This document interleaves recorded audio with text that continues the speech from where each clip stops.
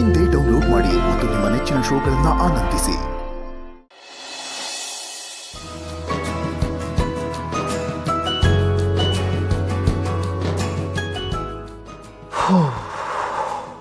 ವಾಹ್, ಆಗಿಂದ ವರ್ಕ್ ಮಾಡಿ ಸಾಕಾಯ್ತು. ಒಂದು ಬ್ರೇಕ್ ತಗೊಳ್ಳೋದು ಬೆಟರ್.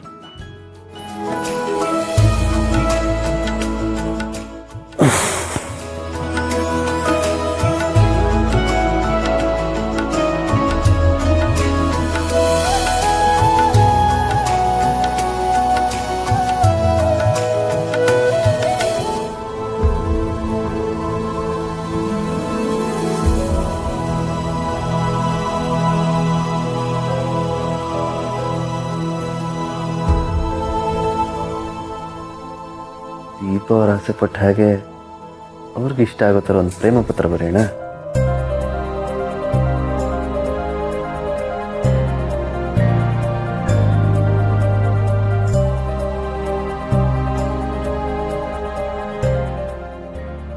ಏನು ಬರೀಲಿ?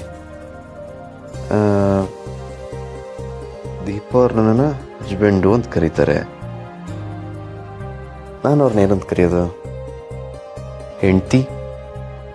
ಬೇಡ. ವೈಫು? ಏನೂ ಕರೆಯೋದು ಬೇಡ. ಪ್ರೀತಿಯ ನನ್ನವರೇ, ನಿಮ್ಮ ಪ್ರೀತಿಯ ಫ್ರೆಂಡು, ಮೊದಲ ಬಾರಿಗೆ ಬರೆಯುತ್ತಿರುವ ಪ್ರೇಮ ಪತ್ರ.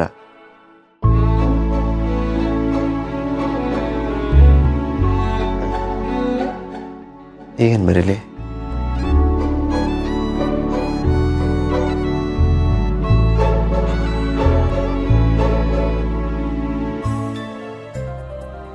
ಅದೇನೋ ಗೊತ್ತಿಲ್ಲ, ಇತ್ತೀಚೆಗೆ ನಿಮ್ಮ ಮೇಲೆ ತುಂಬಾನೇ ಪ್ರೀತಿ ಹುಟ್ಟಿದೆ. ಆ ನಿಮ್ಮ ಪ್ರೀತಿಯೊಂದೇ ಸಾಕು ನನಗೆ ಕೊನೆವರೆಗೂ ಖುಷಿಯಾಗಿರೋದಕ್ಕೆ. ಎಷ್ಟೇ ಕಷ್ಟ ಬರಲಿ, ಎಂತಹ ಸಮಸ್ಯೆನೇ ಬರಲಿ, ಯಾವುದೇ ಕಾರಣಕ್ಕೂ ನಾನು ಮಾತ್ರ ನಿಮ್ಮ ಕೈನ ಬಿಡೋದಿಲ್ಲ.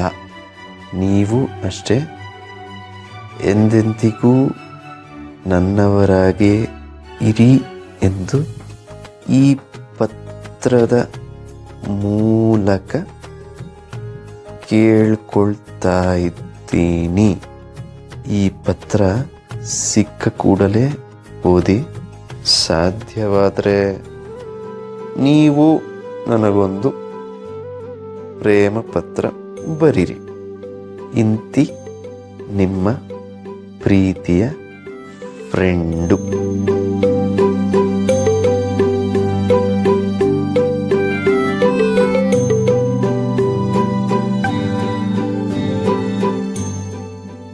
ನನ್ನ ಬಳಿಗೆ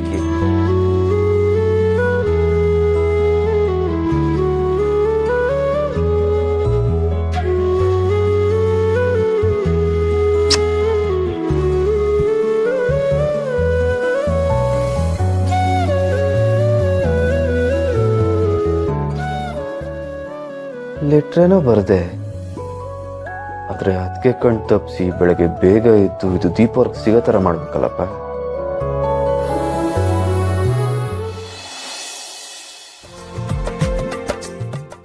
ನಿನ್ನೆಯಿಂದ ಹಸ್ಬೆಂಡ್ ನನ್ನ ಜೊತೆ ಇದ್ರು.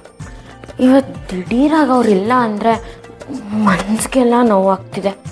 ಅಲ್ಲ, ನಾನು ಅವ್ರನ್ನ ನೆನೆಸ್ಕೊಳ್ಳೋ ಥರ ಅವರು ನನ್ನ ನೆನೆಸ್ಕೊತಿರ್ತಾರ ಅಂದರೆ ಇಷ್ಟೊತ್ತಿಗೆ ಫೋನ್ ಮಾಡಬೇಕಿತ್ತು ತಾನೆ. ಪಾಪ ಅವ್ರಿಗೇನು ಕೆಲಸ ಇದೆಯೋ ಏನೋ, ನಾನೇ ಫೋನ್ ಮಾಡ್ತೀನಿ.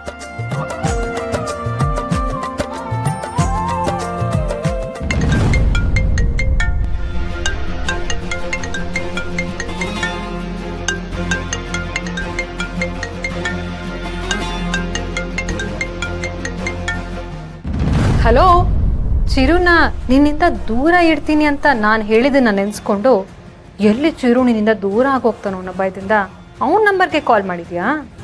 ನಾನು ಫೋನ್ ಮಾಡಿದ್ದು ಭಯದಿಂದ ಅಲ್ಲ, ನನ್ನ ಹಸ್ಬೆಂಡ್ ಜೊತೆ ಮಾತಾಡೋಕ್ಕೆ. ಒಂದು ಸ್ವಲ್ಪ ಅವ್ರಿಗೆ ಫೋನ್ ಕೊಡಿ. ಕೊಡಲ್ಲ ಅಂದರೆ ಏನು ಮಾಡ್ತೀಯಾ? ಚಿರು ನನ್ನ ಮೈದ್ನ, ನನಗೆ ಮಗನ ಸಮಾನ. ಅವನ ಹತ್ರ ಏನಿರಬೇಕು, ಯಾರಿರಬೇಕು, ಇರಬಾರ್ದು ಅನ್ನೋದನ್ನು ಡಿಸೈಡ್ ಮಾಡೋದು ನಾನು. ಆ್ಯಂಡ್ ಅದು ಯಾಕೆ ಏನು ಅಂತ ಕೇಳೋ ಅಧಿಕಾರ ಕೂಡ ನಿನಗಿಲ್ಲ. ನೀನು ಯಾವಾಗ ನಮ್ಮ ಮನೆ ಬಿಟ್ಟು ಹೋದ್ಯೋ ಅವಾಗ ನಮ್ಮ ಮನೆಗೂ ನಿನಗೂ ಸಂಬಂಧನೇ ಮುಗಿತು. ಅಟ್ ದ ಸೇಮ್ ಟೈಮ್ ನಿನ್ನ ಚಿರು ಒಡನಾಟಕ್ಕೆ ದ ಎಂಡ್ ಅನ್ನೋ ಟೈಟಲ್ ಕಾರ್ಡು ಬಿದ್ದಿತ್ತು. ಚಿರು ಇನ್ನೇನಿದ್ರು ನಾನು ಹೇಳ್ ಹಾಗೆ ಕೇಳ್ಕೊಂಡಿರ್ತಾನೆ. ಬೆಕ್ಕು ಹೆಡ್ಫೋನ್ ಹಾಕೊಂಡು ಮ್ಯೂಸಿಕ್ ಕೇಳಿಸ್ಕೊಳುತ್ತೋ ಇಲ್ವೋ ನನಗಂತೂ ಗೊತ್ತಿಲ್ಲ.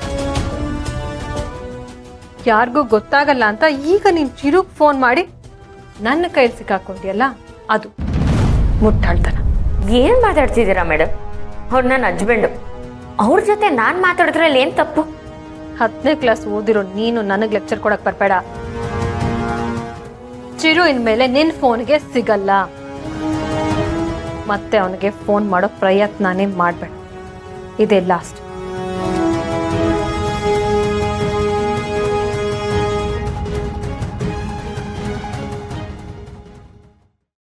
ಹಸ್ಬೆಂಡ್ ಅವ್ರ ಫೋನ್ನ ಅದಕ್ಕೆ ಕೈಗೆ ಯಾಕೆ ಕೊಟ್ಟಿದ್ದಾರೆ ಕೇಳಿದಾಗ ಇಲ್ಲ ಅನ್ಬೇಕು ತಾನೆ. ನನ್ನ ಮುಂದೆ ಮಾತ್ರ ಅಷ್ಟೊಂದೆಲ್ಲ ಹಾರಾಡ್ತಾರೆ, ಆದರೆ ಅವ್ರು ಅದಕ್ಕೆ ಬಂದಾಗ ಭಯ ಬೀಳ್ತಾರೆ. ಯಾಕೆ ಅಂತಾನೆ ಅರ್ಥ ಆಗಲ್ಲಪ್ಪ.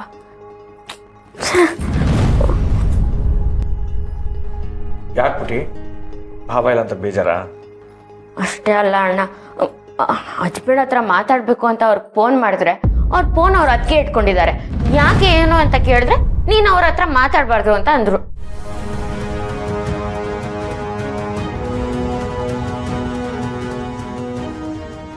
ಪುಟಿ, ನಿನ್ಗವ್ರ ಬುದ್ಧಿ ಗೊತ್ತಿಲ್ವಾ? ಏನೋ ಒಂದು ಕಾರಣ ಹೇಳಿ ಭಾವನ ಹತ್ರ ಫೋನ್ ಇಸ್ಕೊಂಡಿರ್ತಾರೆ. ಅವರು ಚಾಪೆ ಕೆಳಗೆ ನುಗ್ಗಿದ್ರೆ ನೀನು ರಂಗೋಲಿ ಕೆಳಗೆ ನುಗ್ಗು. ನೋಡು, ಈ ಫೋನು ಗೀನು ಈ ಟೆಕ್ನಾಲಜಿನೆಲ್ಲ ಬಿಟ್ಬಿಟ್ಟು ಒಂದು ಪತ್ರ ಬರಿ. ನಿನ್ಗನ್ಸಿದ್ನೆಲ್ಲ ಒಂದು ಪತ್ರದಲ್ಲಿ ಬರೆದು ಅದನ್ನ ಗಣಿ ಸುಬ್ಬು ಹತ್ರ ಭಾವನ ಕೈ ಕೊಟ್ಟು ಕಳಿಸಿ. ಅದನ್ನ ಓದಿದ ತಕ್ಷಣ ಭಾವ ಎಲ್ಲೇ ಇದ್ರು ಇಮ್ಮಿಡಿಯೇಟ್ ಆಗಿ ನಿನ್ನ ಹತ್ರ ಓಡ್ ಬರ್ತಾರೆ. ಹಾಗಂತೀಯ ಅಣ್ಣ? ಹ್ಞೂ ಪುಟಿ, ನೋಡು, ಟೆಕ್ನಾಲಜಿ ಎಷ್ಟೇ ಮುಂದುವರೆದಿದ್ರು ಮನಸ್ಸಲ್ಲಿರೋ ಭಾವನೆಗಳನ್ನ ಹೇಳ್ಕೊಳ್ಳೋದಕ್ಕೆ ಪತ್ರ ಬರೆಯೋ ದಾರಿನೇ ಒಳ್ಳೇದು. ಅದರಲ್ಲೂ ಪ್ರೇಮ ಪತ್ರ ಅಂದ್ರೆ ಅದರಲ್ಲಿರೋ ಮಜಾನೇ ಬೇರೆ. ನೋಡು, ಈಗ ನೀನು ನಿನ್ನ ಮನಸ್ಸಲ್ಲಿರೋ ಭಾವನೆಗಳನ್ನೆಲ್ಲ ಚಿಕ್ಕದಾಗಿ ಚೊಕ್ಕದಾಗಿ ಒಂದು ಪತ್ರದಲ್ಲಿ ಬರಿ. ಆಮೇಲೆ ನೀನು ಈ ಫೋನ್ ಗೀನೆಲ್ಲ ಬಿಟ್ಬಿಟ್ಟು ಪತ್ರ ಬರೆಯೋದನ್ನೇ ಇಟ್ಕೊಳ್ತೀಯ.